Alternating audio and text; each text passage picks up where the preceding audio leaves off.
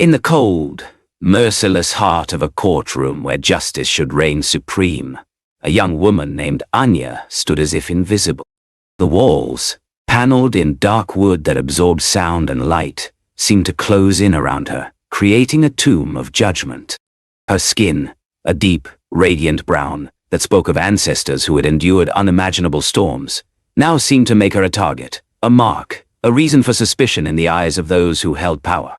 The air was thick, suffocating, weighted down by the whole collective prejudice of a system that had long ago decided who was worthy and who was disposable. Every breath she took felt like an act of defiance.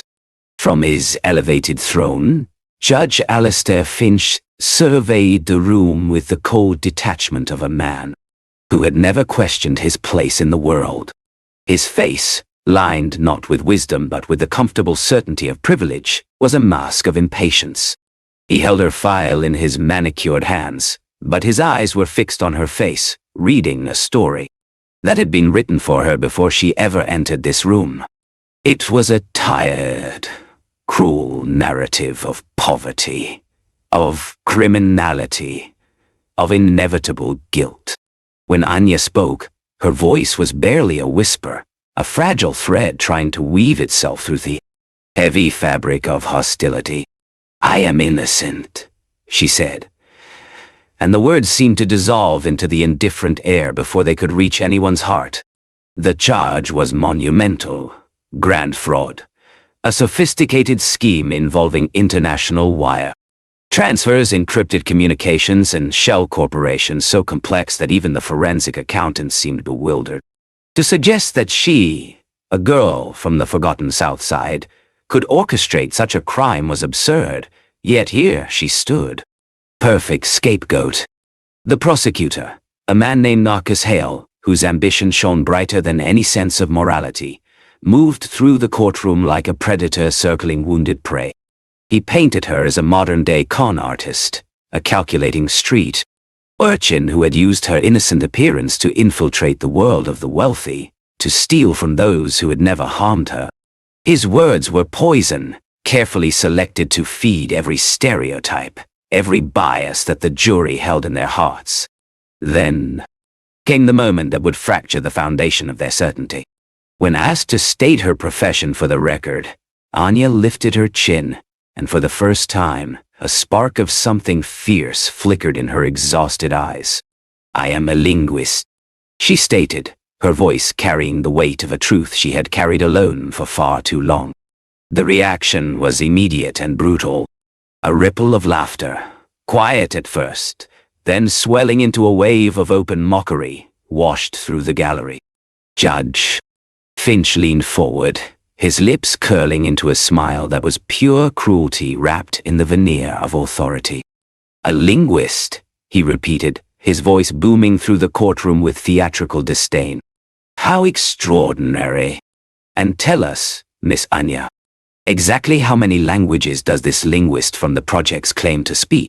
The word projects dripped from his mouth like venom, a deliberate attempt to remind everyone in the room of where she came from, and by extension, what she was worth.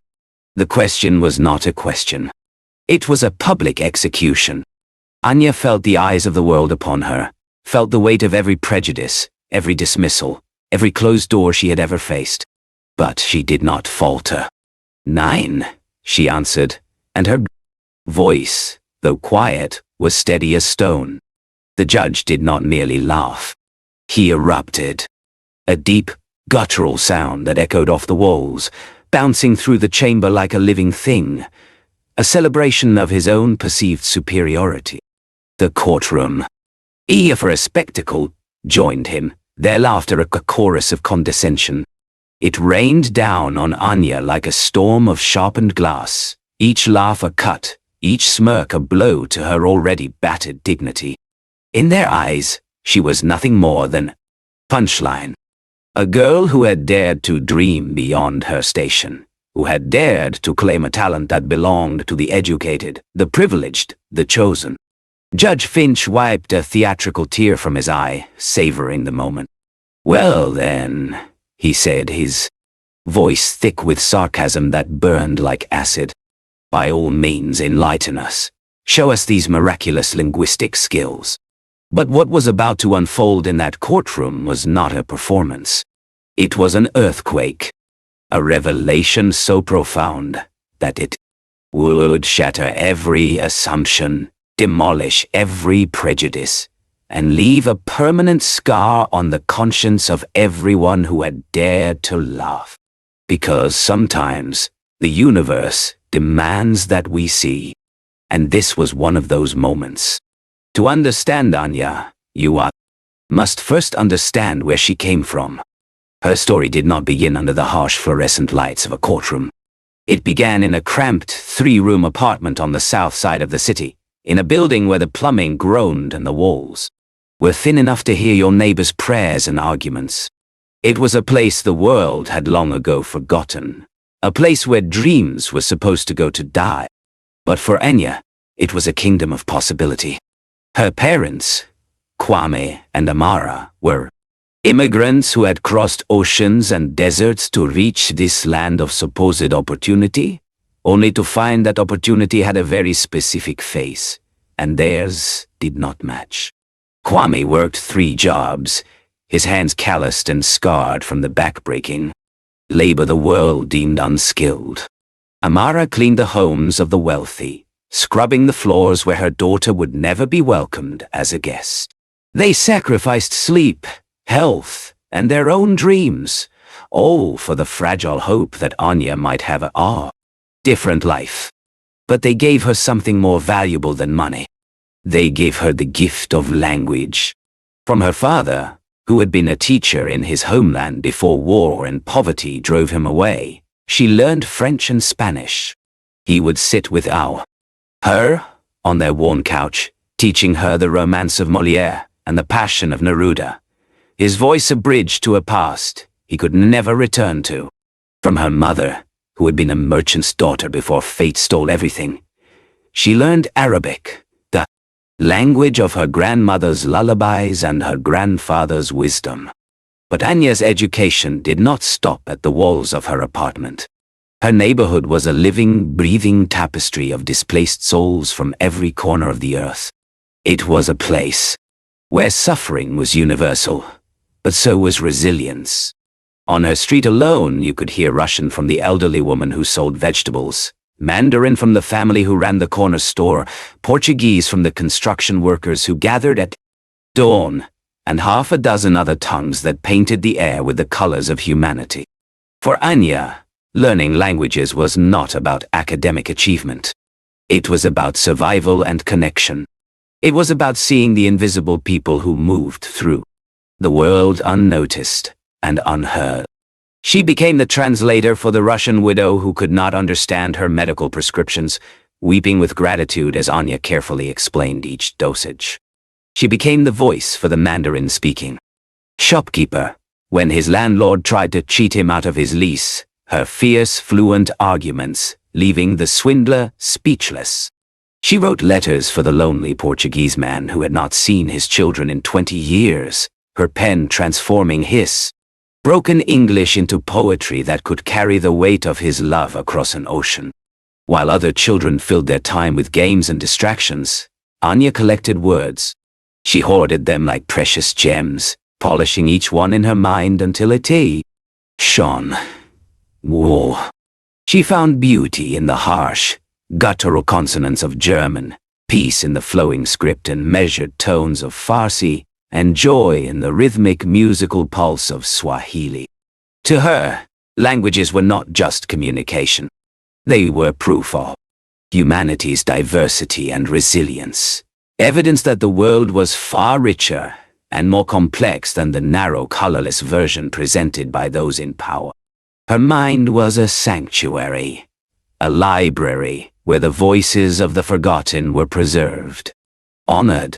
She devoured books, often borrowed or found in discarded piles, teaching herself grammar and syntax with a hunger that could not be satisfied. Her brilliance did not go entirely unnoticed.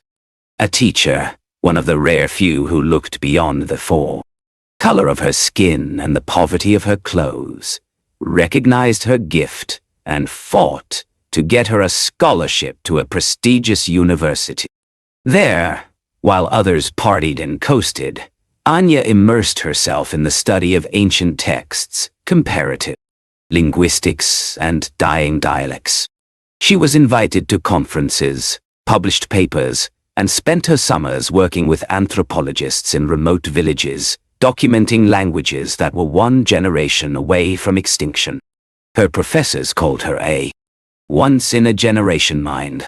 One even wrote that she was not just a linguist, but a guardian of human culture itself. But none of that mattered in the courtroom. None of her achievements, her sacrifices, her brilliance were visible to those who judged her. They saw only the surface. They saw a black girl from the South Side, and that was all the story they needed.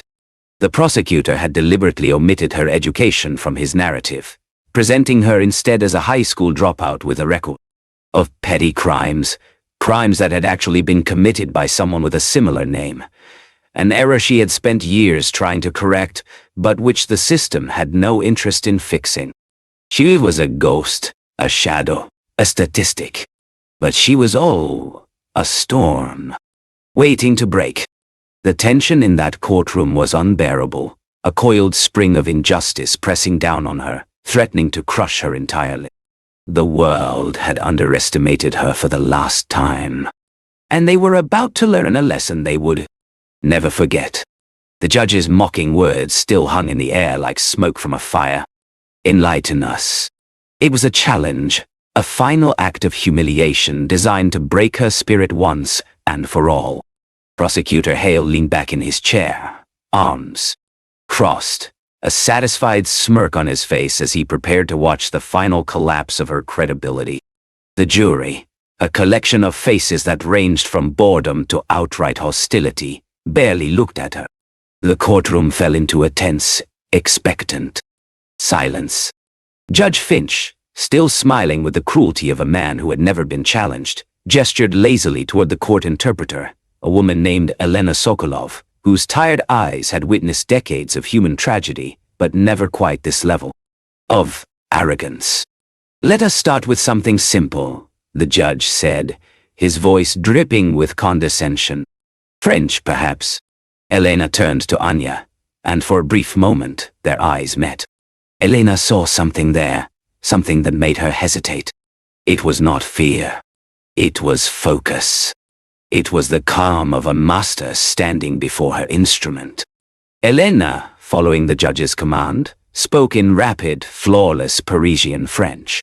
Her question was deliberately complex, a legal inquiry about the nuances of contractual law, something designed to trip up even a moderately fluent speaker. She asked about specific statutes, about precedent, using vocabulary that was rarely spoken outside of law schools and courtrooms. Anya closed her eyes, just for a heartbeat. And then she spoke. The French that flowed from her lips was not just fluent. It was transcendent. It was the French of Sorbonne scholars, of diplomats, of poets.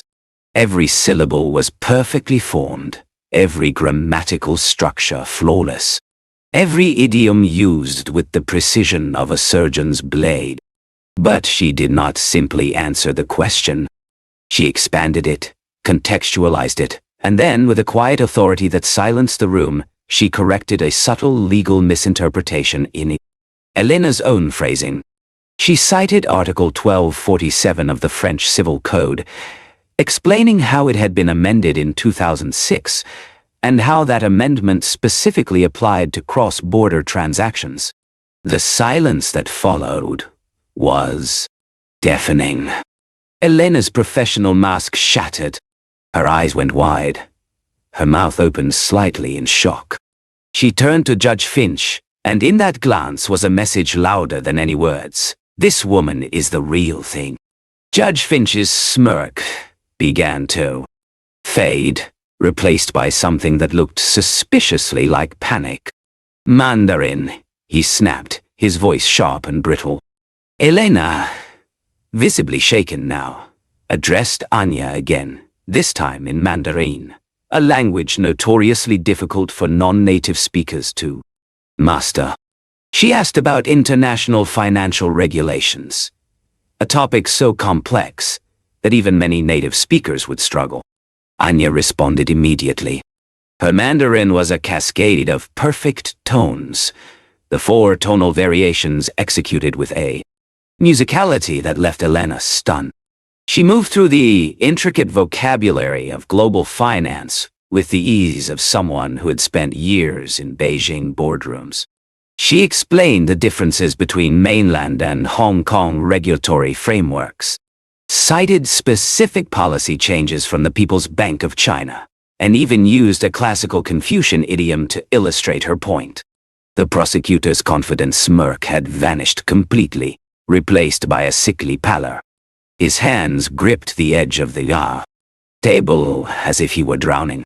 The judge, desperate now, barked out the next language. Arabic. Anya switched without missing a beat. This was the language of her mother, the language that had rocked her to sleep as a child, but now she wielded it with the authority of a scholar. She spoke in classical Arabic, the language of the Quran and ancient philosophy, discussing legal principles that dated back 1,000 years. Her pronunciation was so precise, her grammar so elevated, that Elena, who was herself Egyptian, looked as if she were standing before royalty. Russian, the judge commanded, his voice now lacking all its earlier mockery. Anya shifted again. Her Russian was the Russian of Tolstoy and Dostoevsky, rich and layered, filled with the poetic soul of the language. She discussed legal philosophy, comparing Russian approaches to Western ones, her words painting pictures of complexity and nuance that left the courtroom breathless. One by one, he called them out. German, Spanish, Portuguese, Italian. Each time, Anya transformed. She moved between the harsh, logical structure of German and the romantic flow of Italian as if she were conducting an orchestra. She explained legal concepts, historical contexts, nuances. With each language, she grew in stature. The small, frightened girl was gone, replaced by a towering intellect, a force of nature that could not be contained or dismissed. The courtroom was no longer a place of judgment. It had become a cathedral, and Anya was the priestess. The gallery, which had been a howling mob just minutes before, was now a congregation of silent witnesses, their mouths open in awe. Some had tears in their eyes, overcome by the sheer beauty and power of what they were seeing. Judge Finch was frantically flipping through her file now, his hands trembling. He found what he was looking for, a note from one of her university professors. It mentioned her work with endangered languages, specifically a rare Amharic dialect from a remote region of the Ethiopian highlands, a language so obscure that fewer than 5,000 people on Earth still spoke it. It was his final weapon, his last desperate attempt to catch her in a lie. This dialect, he said, his voice now hollow and small. Influenced Amharic from the Semian region. Speak it. Elena looked panicked. She barely recognized the name of the dialect, let alone spoke it. She managed to stammer out a simple greeting, her pronunciation awkward and uncertain. Anya looked directly at Judge Alistair Finch. Her gaze was not one of triumph or anger. It was filled with a deep, profound sadness, the kind of sorrow that comes from seeing the ugliness of the human soul laid bare. And then, in that ancient, nearly forgotten tongue she spoke. She did not respond with a greeting. Instead, she recited a proverb, one passed down through generations of Highland shepherds. The proverb spoke of a man who stands at the edge of the ocean and, seeing only the foam upon the shore, declares the ocean to be shallow and insignificant. But the ocean, the proverb said, does not shrink because of his ignorance. It remains vast and deep, and one day the tide will rise, and he will understand his foolishness, but by then he will already be drowning. The words hung in the air, each syllable a judgment far more powerful than any verdict. The courtroom understood. They did not need a translation. They felt it in their bones. Judge Finch fell back into his chair as if struck by a physical blow. The color drained from his face. His hands, which had so confidently held her fate moments before, now trembled uncontrollably. He opened his mouth to speak, but no words came. For the first time in his long, arrogant career, Judge Alistair Finch was speechless. Utterly, completely, devastatingly speechless. And in his silence, the world heard the deafening roar of his shame. Justice, it turned out, was not blind. It had simply been speaking a language he had refused to learn. What does it mean to truly see another human being? What does it cost us when we choose blindness instead? We move through this world building walls, sorting people into categories that make us comfortable, that confirm the stories we have been told about who deserves respect and who deserves contempt. We judge by the color of skin, by the accent in a voice, by the address on a piece of mail. We create a universe of surfaces, and in doing so, we rob ourselves of the profound, staggering beauty of human complexity. Anya's story is a mirror held up to our collective face, and the reflection is ugly. It shows us the violence of our assumptions, the cruelty of our prejudice, the devastating cost of our refusal to see. Judge Finch did not see a woman that day. He saw a story he had been told his entire life, a comfortable lie that made him feel superior. He saw a narrative written by a society that needed someone to stand at the bottom, so that others could stand at the top. And Anya, with nothing but the power of her mind and the quiet dignity of her spirit, forced him to confront a truth he had spent his whole life avoiding. The charges against her were dropped within 48 hours. Full investigation, launched after a video of her linguistic demonstration, went viral and sparked public outrage, revealed the true criminals. They were executives in the very firm where Anya had worked as a translator, men in expensive suits who had exploited her position to communicate their schemes in languages they thought no one else understood. They had framed her, choosing her precisely because they believed she would be easy to discard, another invisible person the system would grind up without a second thought. But they had made a catastrophic miscalculation. Anya had understood every word of their conversations. She had documented everything. And when the investigators finally listened to her, really listened, the entire conspiracy unraveled. The executives were arrested, their wealth and connections unable to save them from the weight of evidence she provided. Anya walked out of that courthouse not into the blinding lights of media fame, but back into the embrace of need. Her community, the place where her gift had never been a spectacle but a service, a bridge between worlds. But the damage had been done. Not to Anya, who had always known her worth, but to every person who had sat in that courtroom and laughed. They would carry that shame for the rest of their lives. Judge Finch retired within the year, his reputation destroyed not by official censure, but by the weight of his own conscience, a conscience that finally woke up after decades of slumber. The prosecutor, Marcus Hale, found himself unable to win another case, his credibility shattered, his career in ruins. The jury members spoke in interviews later about how that day had changed them, how they had gone home and wept, how they had looked at their own children and promised to teach them differently. But for every person in that room who learned a lesson, there are millions more who still judge by surfaces, who still believe that a person's worth can be measured by their appearance or their address. How many Anyas walk past us every single day? How many brilliant minds do we dismiss? How many kind hearts do we ignore? How many heroes do we render invisible because they do not fit the narrow, suffocating mold of what we have been taught to value? The deepest scars are not the ones left on the judged. They are the ones carved into the soul of the one who judges.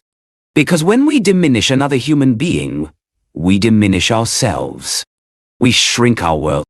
We rob it of color, of music, of the infinite possibilities that come from truly seeing each other. Anya taught the world that a person's value is not determined by their zip code or the color of their skin. It is not found in the label society tries to affix. It is an internal universe, vast and deep, and it demands to be honored. If this story has found a place in your heart, if it has made you pause and question the judgments you carry, then please, let it travel further. Share this story so that others may hear it. Let it be a reminder that empathy is not a weakness, but a strength. That listening is not passive but powerful. That every human being you encounter is carrying a universe you cannot see. Subscribe to this channel for more stories that refuse to accept the surface, that dig deep into the soil of human experience to find the truths we are so often afraid to face. Stories that celebrate the resilience of the human spirit and challenge us to be better, to see more clearly, to love more deeply. Because every story hides a truth, and every truth deserves to be heard.